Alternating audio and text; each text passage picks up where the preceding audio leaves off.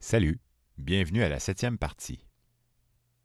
Nos éléments lourds se sont accumulés sur la Terre lors de l'éon Hadéen, donc l'éon de Hadès, c'est-à-dire le dieu grec des enfers. Ce premier éon infernal, loin d'avoir condamné la Terre, est bel et bien la période de sa formation.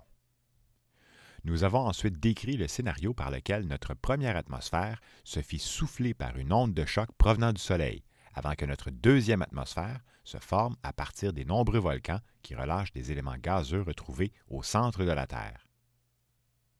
Parlons maintenant de l'éon archéen, donc archaïque, qui débute dès la formation de la croûte terrestre, et bien sûr de l'évolution chimique des molécules menant vers les premières formes de vie. Les éléments, leurs réactions et leurs déplacements n'ont rien d'extraordinaire comme tel.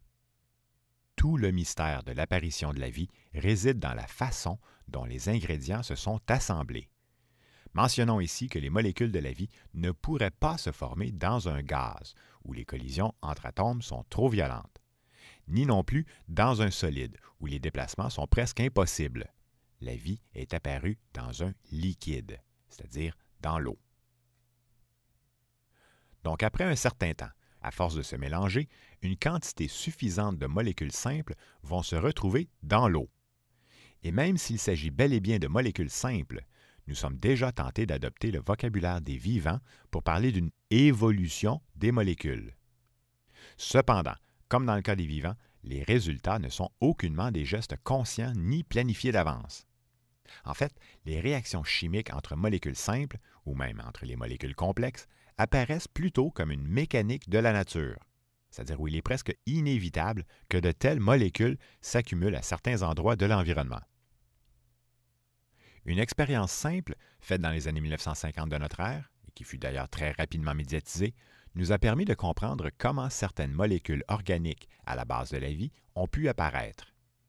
En mélangeant les gaz principaux qui sortent des volcans, donc principalement du gaz carbonique, de l'hydrogène, de l'eau et du méthane, en plaçant ces gaz dans un récipient étanche, puis en passant des courants électriques pour simuler les éclairs à l'intérieur du récipient, quelques jours plus tard, on pouvait observer l'accumulation d'une substance brune. Il s'agit d'acides aminés simples. Un acide aminé est composé de 2 atomes de carbone attachés ensemble avec de l'hydrogène, de l'oxygène et de l'azote. Cette expérience fut la première preuve qu'un des matériaux essentiels de la vie a pu se former spontanément dans la nature, et même très facilement à partir de matériaux simples. Aujourd'hui, un tel phénomène ne pourrait plus se produire puisque la vie aurait tôt fait de consommer les acides aminés qui traînent dans la nature. Donc aujourd'hui, les acides aminés ne pourraient plus s'accumuler sur nos berges. Mais au début de la Terre, les matériaux de base pour engendrer les acides aminés s'accumulaient progressivement en abondance ici et là, inexploités par la vie. À l'état naturel, l'acide aminé est stable et il est très heureux d'exister sous sa forme simple, c'est-à-dire la glycine. Sauf que cette petite molécule réagit au contact de l'eau, ou plus précisément au retrait de l'eau.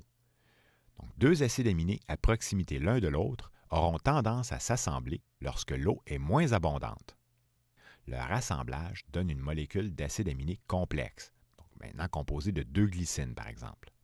Et lorsqu'ils s'assemblent ainsi, les acides aminés produisent une molécule d'eau. C'est-à-dire qu'ils expulsent ensemble 2 atomes d'hydrogène et 1 atome d'oxygène qui vont s'assembler pour faire une molécule d'eau. Nous avons longtemps affirmé que la vie a dû commencer à l'intérieur des océans. Or, il est probablement plus réaliste d'imaginer que la vie soit apparue sur les berges ensoleillées des lagunes paisibles.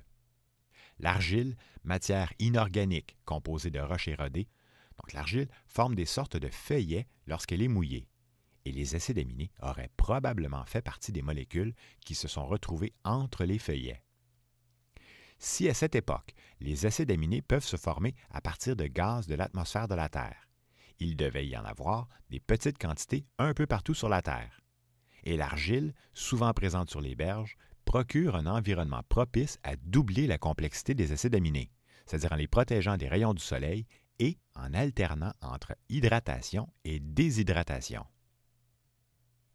La présence des acides aminés est non négligeable, puisque les protéines sont des assemblages d'acides aminés. Toutes les formes de vie utilisent des protéines. Toutes.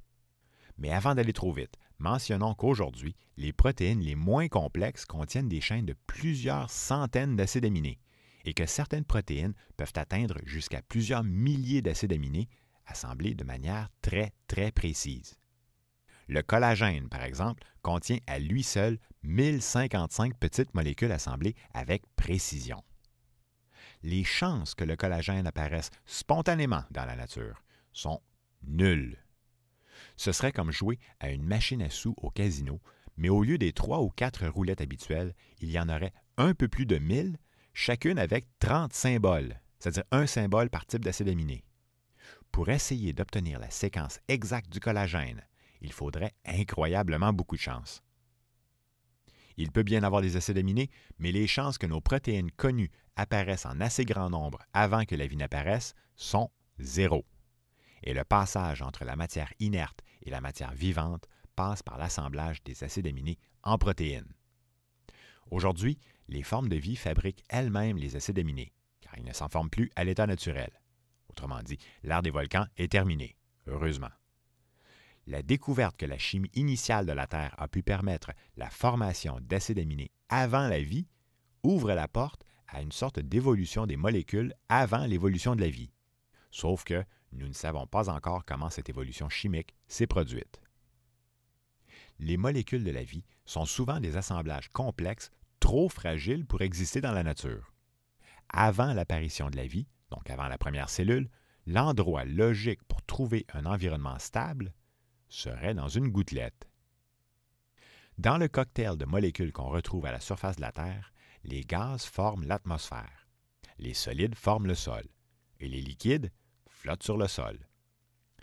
Dans les océans, les molécules moins denses que l'eau remontent à la surface, comme par exemple les lipides, donc une molécule de graisse. Une expérience simple peut être faite en mélangeant vigoureusement de l'huile, donc une molécule lipide, avec du sucre et de l'eau.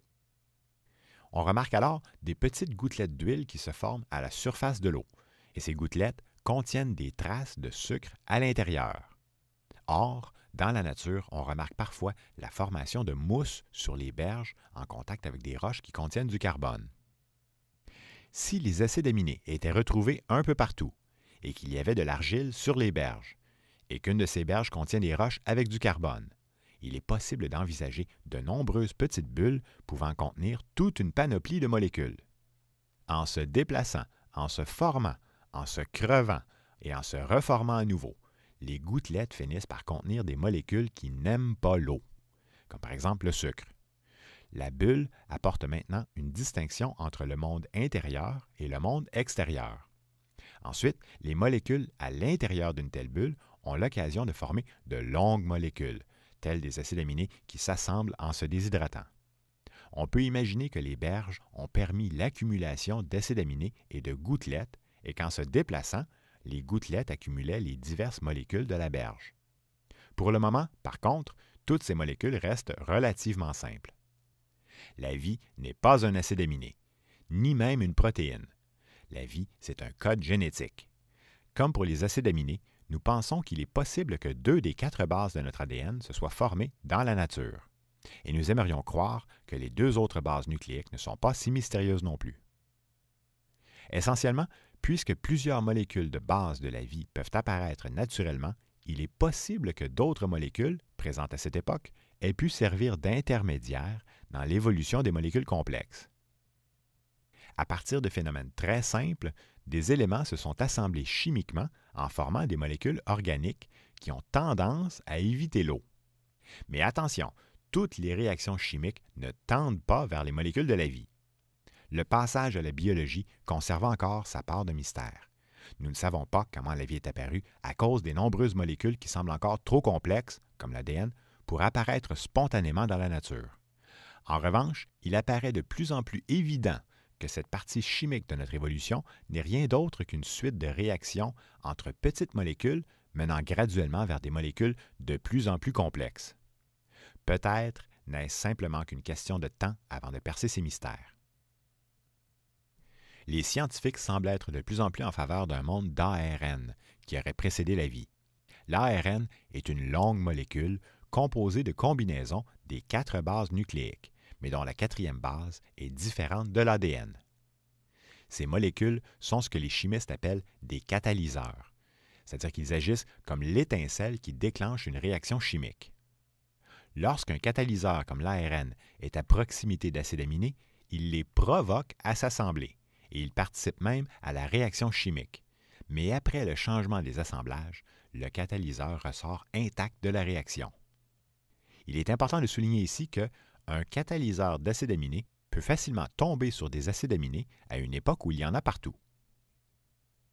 L'ARN peut donc contenir une séquence pour manipuler des acides aminés, mais sa plus grande particularité, ce qui en fait un élément clé de la vie, c'est qu'il peut se reproduire.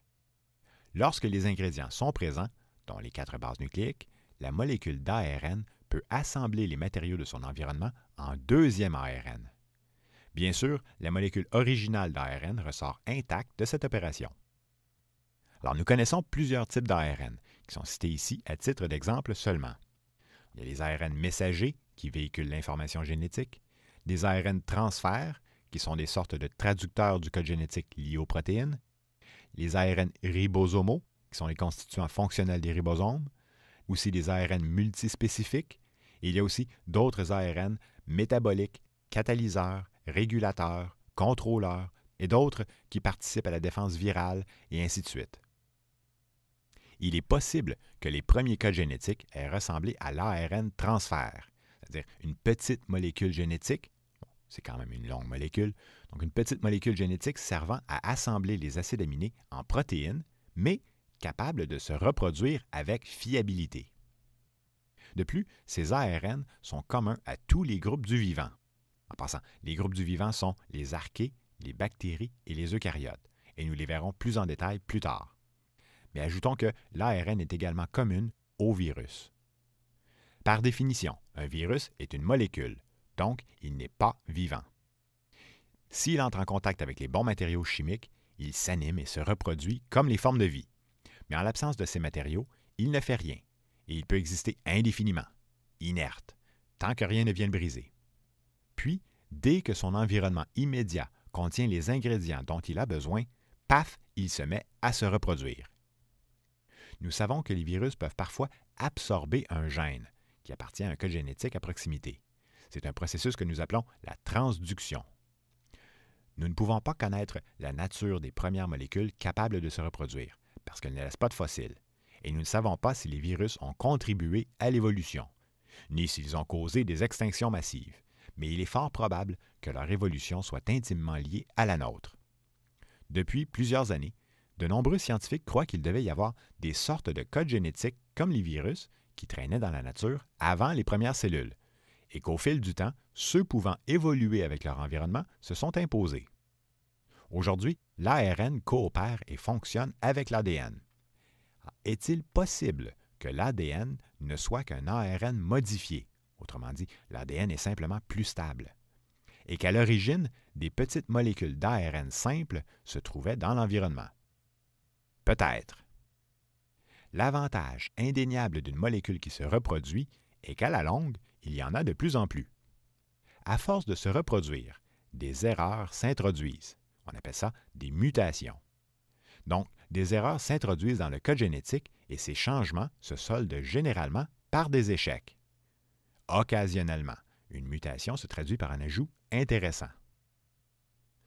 Par de simples jeux d'assemblage d'atomes, une molécule, un catalyseur, est parvenue à se perfectionner en générant de l'énergie à partir de son environnement. Ensuite, en contrôlant et en perpétuant la réaction en chaîne des premiers codes génétiques, quelques descendants sont parvenus à assurer leur continuité.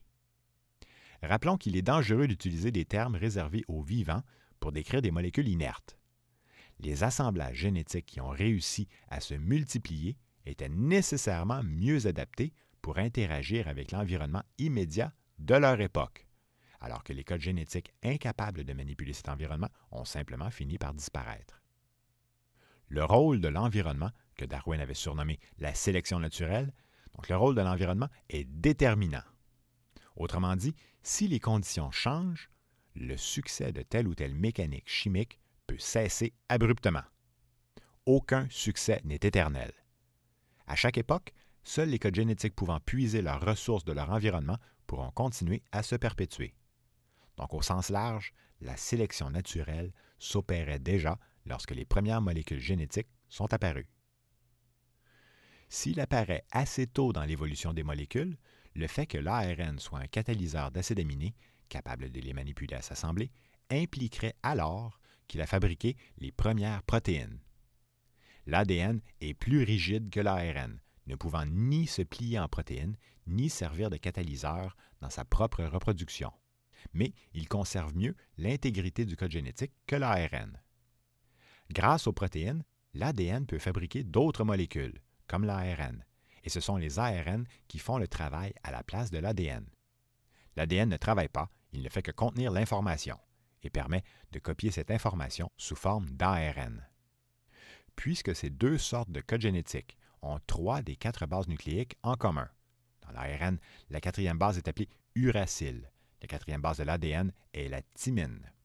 Donc, puisque 3 des 4 bases sont communes, il est possible que la 4e base de l'ARN ne soit qu'une modification survenue en cours de route pour donner l'ADN.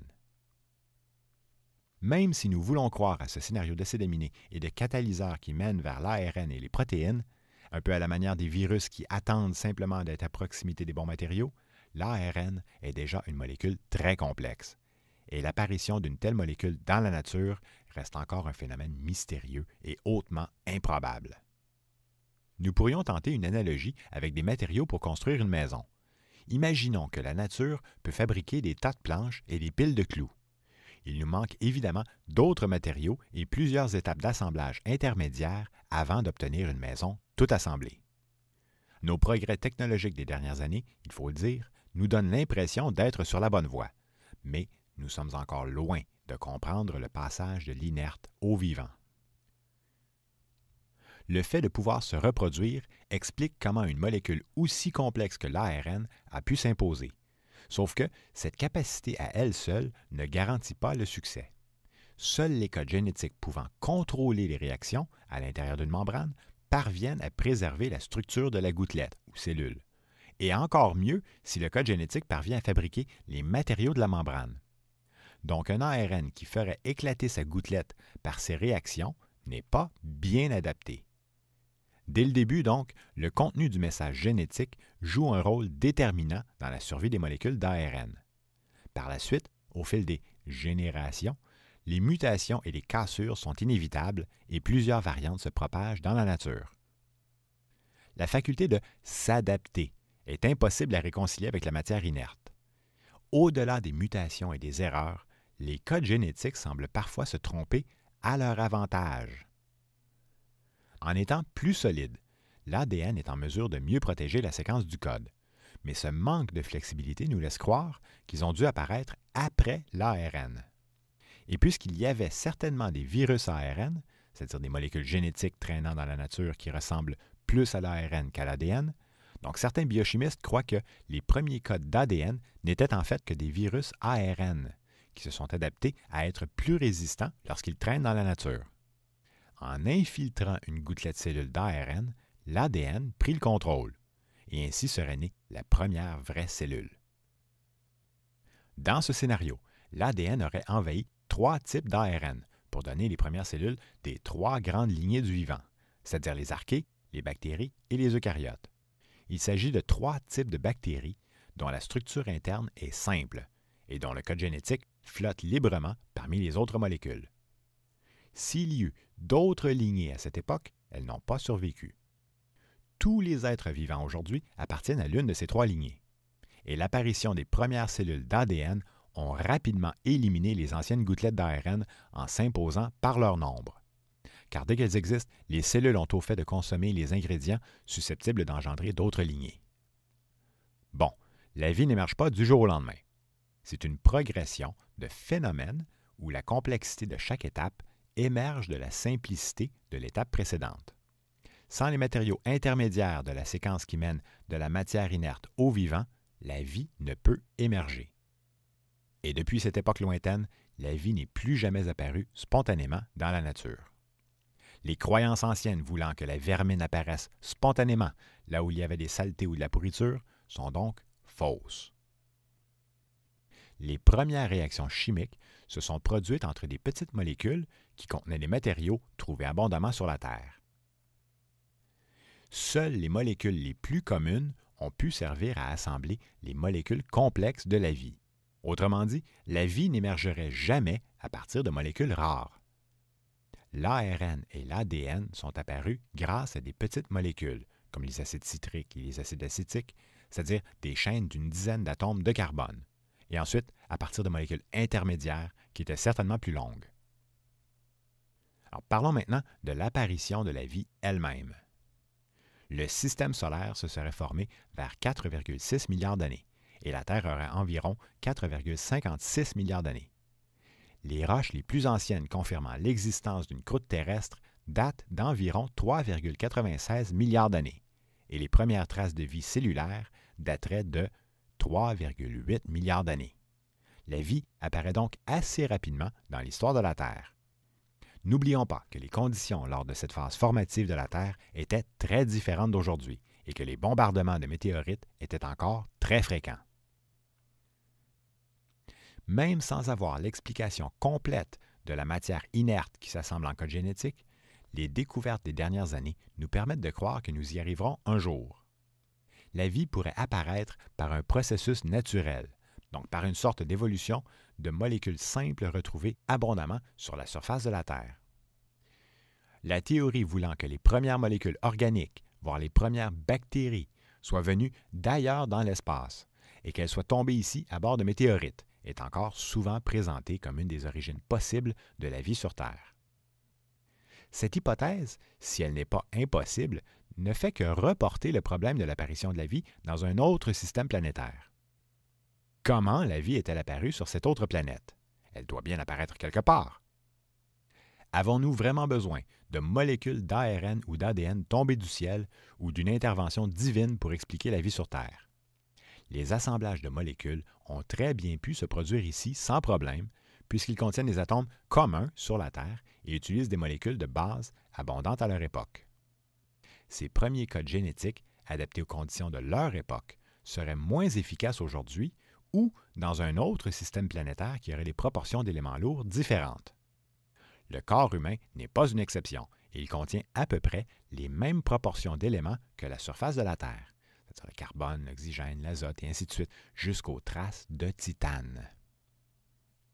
Avec l'apparition de la vie, nous sommes déjà tentés de parler de perfectionnement et d'invention de gènes, comme s'il s'agissait d'un chef d'entreprise conscient des dépenses et des revenus qui aurait son mot à dire sur la production et les améliorations à apporter.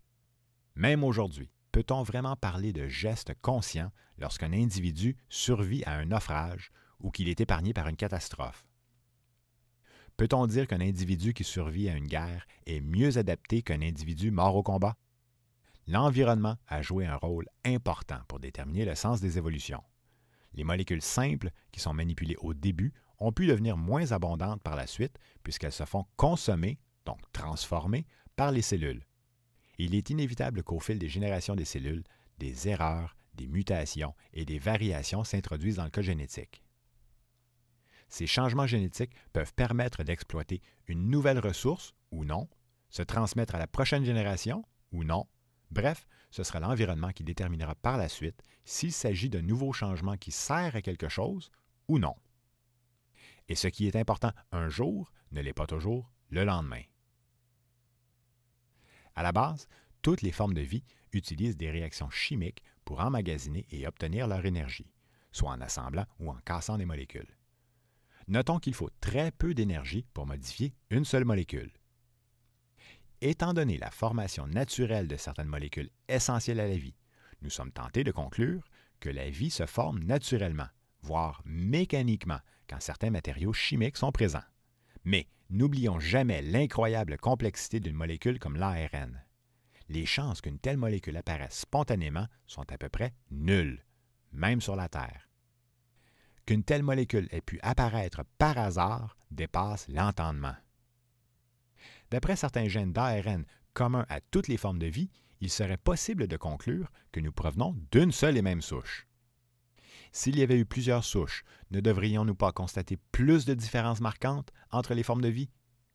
De plus, le temps était compté pour permettre à plusieurs souches d'émerger, car dès que la première cellule apparaît, elle se multiplie, puis leurs descendants se multiplient encore plus, et leurs descendants encore plus, et en très peu de temps, il y a un nombre exorbitant de consommateurs qui se nourrissent des fameux matériaux de base, ceux-là même qui ont permis l'émergence de la vie. Sommes-nous en présence d'une seule lignée qui s'est diversifiée? Nous ne le savons pas. Il semble que la vie soit un phénomène naturel, apparu à partir des molécules simples cuisinées par la Terre. Mais la complexité de l'ARN nous laisse encore croire que la vie sur Terre pourrait être un cas unique dans tout l'univers. Peu de temps après la formation des premières roches, donc la formation de la croûte terrestre, des bactéries ont laissé des traces qui se sont fossilisées. Ces premières cellules ont une membrane externe et un code génétique fait d'ADN, qui n'est pas encore dans un noyau, mais qui flotte librement à l'intérieur de la cellule. Nos trois grandes lignées sont composées d'ADN et possèdent des gènes communs, quoique nous puissions aussi observer d'autres différences importantes. Ces lignées sont-elles parentes? Si oui, laquelle est apparue en premier? S'agit-il d'évolutions parallèles distinctes? En général, nous plaçons les bactéries en premier et les prokaryotes, donc avant le noyau des eucaryotes, en dernier. En vérité, nous avons trop peu d'informations pour conclure quoi que ce soit. Y avait-il d'autres lignées? Nous l'ignorons. Et aussi, n'oublions pas les virus qui, par transduction, viennent brouiller les pistes en pouvant échanger des gènes entre les différentes lignées. Ce que nous pouvons constater aujourd'hui, c'est que les eucaryotes ont un métabolisme proche des bactéries, mais qu'ils maintiennent leurs gènes comme les archées. Les archées, anciennement appelées archéobactéries, sont un groupe de cellules spécialisées dans les milieux extrêmes et certaines d'entre elles peuvent survivre dans une température qui excède 100 degrés Celsius, comme par exemple autour des volcans sous-marins, ce qui est potentiellement un avantage au début de la Terre lorsque les volcans étaient plus abondants. Aujourd'hui, nous retrouvons des archées dans nos systèmes digestifs, donc à l'abri de l'oxygène, et ces archées produisent du méthane. Donc ce sont elles qui sont responsables du gaz combustible qui est expulsé lors d'une flatulence. Mais ni les archées ni les bactéries ne vont vraiment évoluer en complexité. Les réactions chimiques adoptées par les cellules sont simples et opportunistes. S'il existe de l'hydrogène, H2, et de l'oxygène, O2, elles peuvent faire de l'eau et n'ont pas besoin d'autres molécules produites par d'autres bactéries. L'énergie requise pour engendrer la réaction chimique initiale peut provenir du Soleil ou des fuméroles, les volcans marins, après quoi les réactions sont guidées grâce aux catalyseurs. Entre 3,5 milliards et 3 milliards d'années apparaissent les premières cellules capables de faire de la photosynthèse. Ces bactéries sont appelées cyanobactéries. Elles se nourrissent de gaz carbonique et n'aiment pas vivre en présence de leurs déchets, c'est-à-dire l'oxygène. Certains chercheurs avancent que ce sont les pyrites de fer qui auraient généré l'énergie nécessaire afin de capturer le carbone du gaz carbonique et par la suite de relâcher l'oxygène. La pyrite de fer a aussi l'avantage de former, au contact de l'eau, des molécules pouvant servir de membrane aux cellules. Pendant environ 2 milliards d'années, soit près de la moitié du temps de la vie sur Terre, ces premières formes de vie vont changer l'environnement, c'est-à-dire qu'elles vont convertir le gaz carbonique de notre atmosphère en oxygène. Leurs traces fossilisées ressemblent parfaitement aux traces laissées par les cyanobactéries actuelles, mais nous ne pouvons pas être absolument certains qu'il s'agisse vraiment de cyanobactéries. Nous devons toutefois admettre que l'oxygène de notre atmosphère provient de quelque part. Et si les fossiles qui ressemblent aux cyanobactéries en sont vraiment, chacune de ces petites cellules a pu produire de l'oxygène. Si la quantité d'oxygène produite par une seule bactérie peut sembler insignifiante, disons quelques molécules d'oxygène par cellule, n'oublions pas que certaines bactéries ont un cycle reproducteur d'environ 24 heures et qu'à chaque jour, leur nombre passe près de doubler. En l'espace de quelques années, la population des bactéries devient énorme et de génération en génération, chacune produit des petites bulles d'oxygène. Ce long travail eut aussi l'heureuse conséquence de produire la couche d'ozone, O3, qui protégera les premières espèces lorsqu'elles sortiront de l'eau. Et pour le moment, et pour longtemps encore dans ce récit, la vie ne peut exister longtemps hors de l'eau. Jusqu'ici, le ciel devait avoir une teinte orangée. Puis, peu à peu, à cause de l'oxygène, notre ciel est devenu bleu. Rappelons que notre atmosphère n'est bleue que lorsque les rayons du soleil activent les électrons. La nuit, le ciel redevient transparent. Vers 3,5 milliards d'années, se seraient formés les premiers stromatolites. Les stromatolites ne sont pas des organismes, mais des colonies de cellules simples disposées en couches superposées. Par exemple, une couche absorbe du gaz carbonique et rejette de l'oxygène, qui est absorbé par la couche suivante, qui produit du gaz carbonique et nourrit la couche suivante, qui l'absorbe et reproduit de l'oxygène, et ainsi de suite. N'étant formés que de cellules simples, ils sont totalement sans défense contre les prédateurs. Aujourd'hui, les derniers stromatolites sont confinés à quelques endroits isolés, comme par exemple au large des côtes australiennes. Pendant les 2 premiers milliards d'années, la vie sur la Terre ne dépasse pas le stade unicellulaire. Et pendant tout ce temps, seules les tempêtes viendront embêter les stromatolites. Vers 2,7 milliards d'années, les stromatolites deviennent très abondants, adoptant plusieurs formes, et certains vont même atteindre des tailles impressionnantes, appliquant toujours le même principe, c'est-à-dire la coopération entre cellules complémentaires. Il ne s'agit que de vie unicellulaire. Pourtant, nous pouvons nous émerveiller de cette magnifique coopération entre cellules simples. Le revers de la médaille, c'est qu'il devient avantageux pour les cellules des stromatolites de ne pas trop changer leurs habitudes afin de continuer à bénéficier de cette coopération. Beaucoup plus tard, à la fin du Protérozoïque, les premiers brouteurs seront encore microscopiques et ne se contenteront de manger que les couches externes des stromatolites. Mais ils bouleverseront ainsi la chaîne de coopération des cellules. Les stromatolites ne s'en remettront pas. Pour le moment et pour très longtemps, les seuls signes visibles à l'œil nu de la vie sur Terre seront cette prolifération de petits écosystèmes. En passant, on parle parfois de forêts ou de récifs de stromatolites. Vers 2 milliards d'années, certains vont même atteindre jusqu'à 100 mètres de haut, dépassant la surface de l'eau d'une dizaine de mètres. En résumé, après l'éon Adéen, qui dure tout le long de la formation du système solaire, nous avons parlé de l'Archéen, qui débute autour de 3,9 milliards d'années et se termine autour de 2,5 milliards d'années.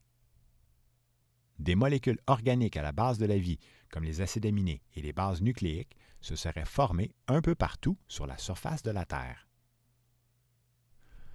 Nous n'avons pas encore compris comment des molécules hyper complexes comme les protéines ou les codes génétiques ont pu émerger dans la nature. Notre hypothèse de gouttelettes se formant sur les berges offre au moins un scénario où la complexité aurait pu augmenter d'un cran, notamment en protégeant les molécules à l'intérieur de la gouttelette contre les conditions hostiles retrouvées à l'extérieur de la gouttelette. Un monde d'ARN aurait-il précédé notre monde d'ADN? Et quel est le rôle des virus dans ce début d'évolution de la vie sur Terre? Et les protéines, essentielles à la vie, sont-elles apparues spontanément ou si elles furent assemblées par les premiers codes génétiques? Pour le moment, nous ne le savons pas. Nous tournons désormais la page sur l'éon archéen et les premières cellules, donc sur le premier milliard d'années depuis que la Terre a une croûte solide.